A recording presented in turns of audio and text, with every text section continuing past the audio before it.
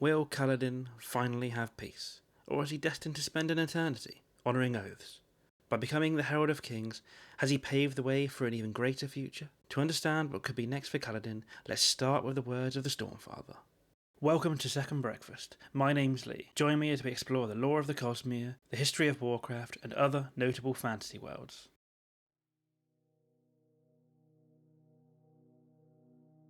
For many years now, fans of the Stormlight Archive series have discussed Kaladin's future and his potential connection to Tanavast, the previous vessel of the Shard of Honour. The Stormfather repeatedly refers to Kaladin as the Son of Tanavast. The Stormfather is a being infused with the very memories of Tanavast himself. There is nobody better placed to comment on Tanavast's lineage. So what exactly has the Stormfather said? In The Way of Kings there's a chapter called The Child of Tanavast, and in this chapter the Stormfather speaks to Kaladin and says, "Child of Tanavast, child of honour, child of one long since departed." This is directed at Kaladin. The chapter itself is called The Child of Tanavast, lending more significance to the idea. Furthermore, in Words of Radiance, "Men cannot be trusted, child of Tanavast. You have taken her from me, my beloved one. It cannot be fixed. She is broken. You are like the ones who came before." And again, in Rhythm of War, "The Son of Tanavast has entered the storm for the last time." Sanderson himself hasn't even shied away from the discussion. When asked about an observation Syl made about Kaladin's home, Brandon Sanderson simply said, "Read and find out." And when Sanderson was asked if the Child of Tanavast title is important, he simply confirms that it is. It does mean something. The evidence is irrefutable. Kaladin is in some way directly connected to Tanavast. However, it is important at this stage to highlight that Sanderson himself has commented on Kaladin's heritage.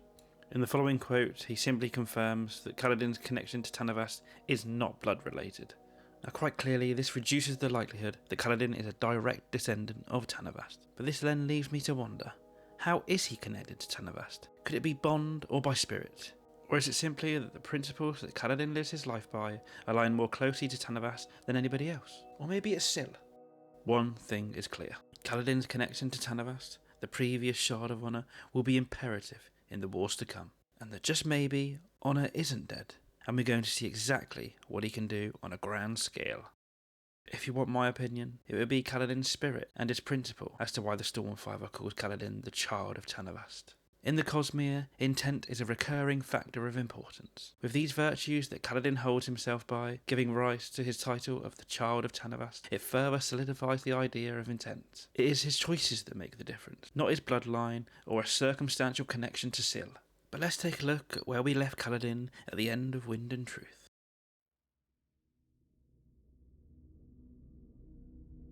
Throughout the Mistborn and Stormlight Archive series, we learn that vessels of a Shard of Adonalsium slowly lose their mind to the intent of the Shard. Here are just a couple quotes of what became of Ati, the individual who took up the Shard of Ruin. It is clear that over time, the intent of the Shard will slowly take over the vessel and its personality. In this very same instance, there is evidence, however, to suggest that the vessel can filter the Shard. Sanderson himself has commented on this, discussing the idea of a battle of willpowers, or channeling the Shard to less destructive forces whilst remaining within its sphere of intent. But what about if a cognitive shadow ascended to a Shard? As explored in my other videos, Sahel commented on the nature of cognitive shadows. As previously discussed, the mind of a cognitive shadow is different to that of a mortal. It lacks the same flexibility. It is fixed by the intent and characteristics at its inception. And there is also precedent for a cognitive shadow to take on a Shard, as highlighted by Kelsier in Mistborn's Secret History, where he ascends to the Shard of Preservation in an attempt to protect Scadrial from the Shard of Ruin. It should be noted here, however, that Kelsier's lack of connections to the physical realm and his poor philosophical match with the Shard crippled his ability to act against Ruin. As seen in Hero of Ages, it did not take Vin long to dispatch of Ruin, as she did not face the same limitations. So what does this all mean for Kaladin? As the so-called Child of Tanavast, he would certainly embody the intent of the Shard of Honour. He bonded the ancient daughter and ushered in the new generation of Radiance, Windrunners, bound to Honourspren. After the events of Wind and Truth, Kaladin is now a herald. As a herald of the Almighty, he would have a tie to the physical realm, unlike Kelsier. But he is now also a cognitive shadow, his mind bound by his intent. With Kaladin stripped of the shackles that held Kelsier down, he would have the full abilities of the Shard available to him, if only he could acquire one.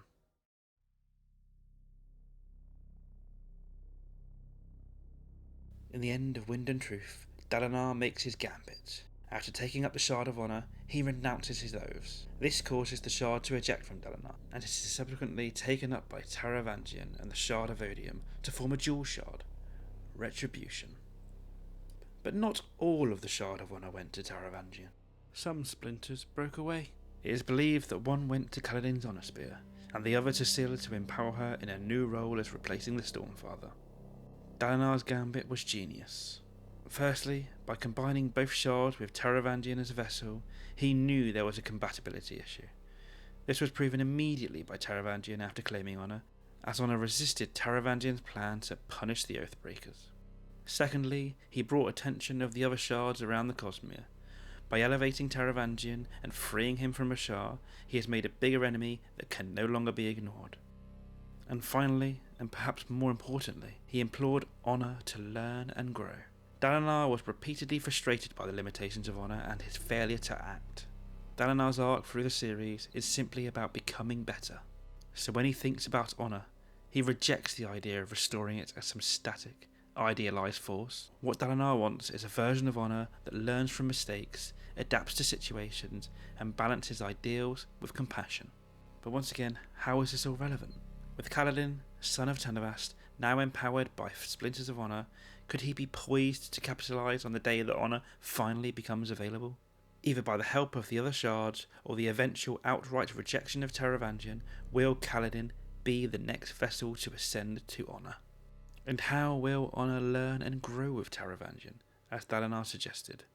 With the increased flexibility from the Shard, together with Kaladin's new cognitive rigidity, thanks to him now being a cognitive shadow, we could perhaps be witnessing a unification of forces that we have never seen before in the Cosmere. Perhaps Kaladin could even ascend to Honor and maintain both his Knights' Radiant Oaths as well as the Oath Pact. And what could this mean for Roshar and the Cosmere? Let's explore how Kaladin's oaths may factor in the wars to come.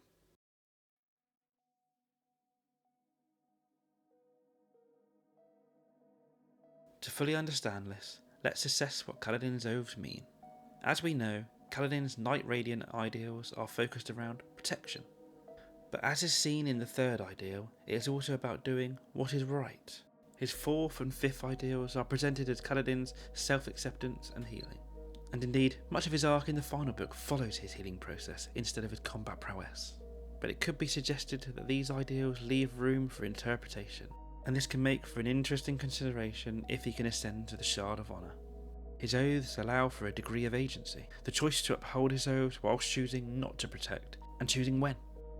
And what about the Oath Pact? The Oath Pact was originally created as a means of controlling Odium. Odium is a shard of hatred and emotion, but Odium's willingness to act against the other shards and the systems they inhabit are perhaps more concerning.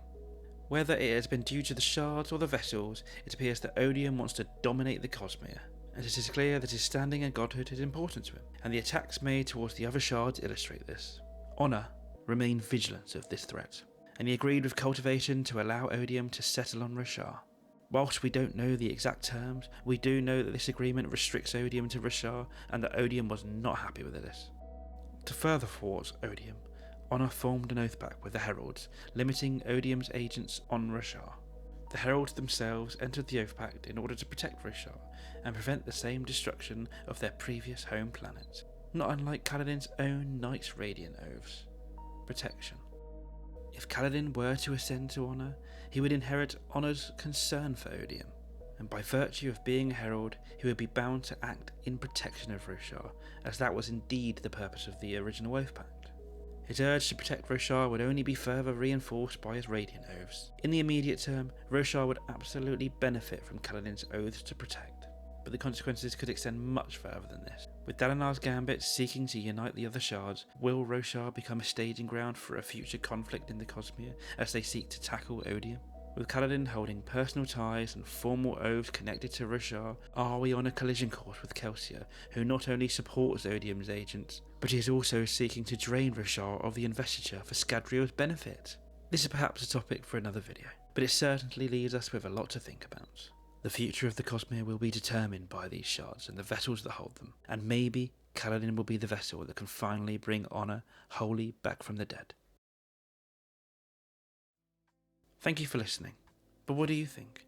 Do you think Kaladin is well suited to the shard? If so, how do you think he could acquire it?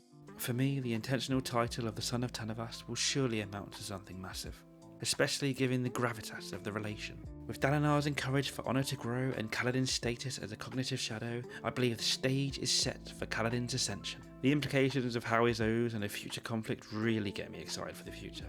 Let me know down in the comments below if you think I've gone off the deep end with this. I'd love to hear your thoughts, and if there is anything I've missed out that could contribute to the discussion. Don't forget to subscribe to the channel. My intent is to create new videos at least every 2 weeks on topics just like this one, and anything else that I want to learn more about in the Cosmere. Because if I have the question, maybe you do too. Thank you for your time, and I'll see you in the next one.